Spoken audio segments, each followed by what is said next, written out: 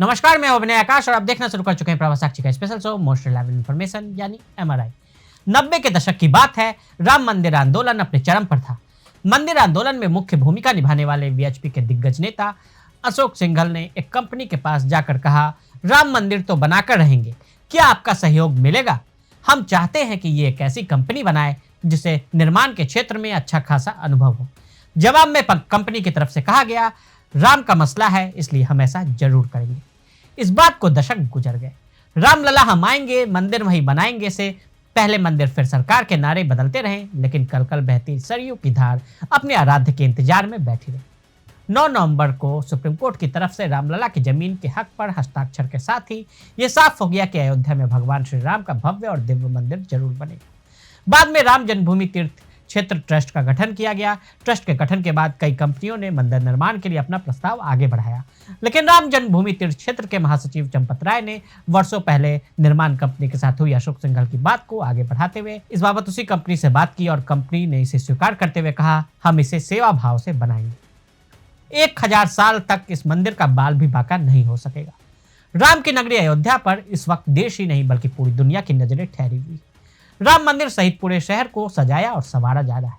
राम मंदिर का बहुप्रतीक्षित अभिषेक समारोह 22 जनवरी 2024 को होने वाला है।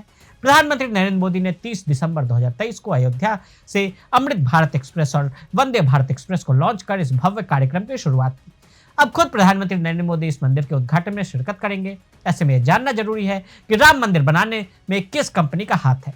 अयोध्या में बन रहे राम मंदिर का निर्माण देश की सबसे बड़ी construction company Larsen and Toubro कर रही है। इस कंपनी का इतिहास शानदार रहा है, जिसने समय समय पर कई चुनौतियों को पार करके देश का मान बढ़ाया है।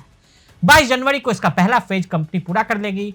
एल&टी ने इस मंदिर को इस तरह से तैयार किया है कि अगले 1000 साल तक मंदिर का बाल भी बांका नहीं हो सकेगा। Sardar Sarovar dam, Riyadh metro, lotus temple, इस कंपनी ने क्या क्या बनाया?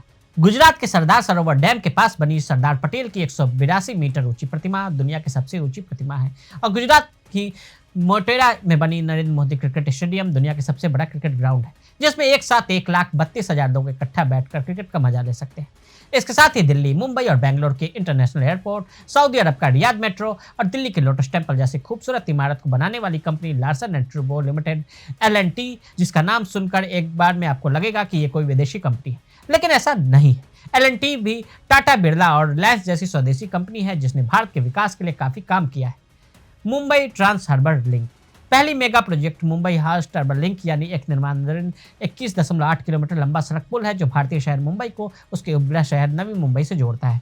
इसे एल&टी और टाटा तैयार कर रही है। ज़्यादातर हिस्सा एल&टी द्वारा बनाया जा रहा है। 90 मीटर से 180 मीटर लंबाई के 7 OSD स्पेन है जिसका उपयोग भारत में पहली बार पुल पर किया जाता है। मुंबई ट्रांस हार्बर लिंक का उद्घाटन 12 जनवरी को प्रधानमंत्री नरेंद्र मोदी द्वारा किया जाएगा। क्या ये विदेशी कंपनी है? साल 1934 की बात है। डेनमार्क की एक मशीन बनाने वाली कंपनी ने सिविल इंजीनियर सोरेन क्रिस्टियन ट्रूबो और एक केमिकल इंजीनियर हेनिंग होल्च लार्सन को सीमेंट बनाने वाली कंपनी के मर्जर के सिलसिले में भारत भेजा।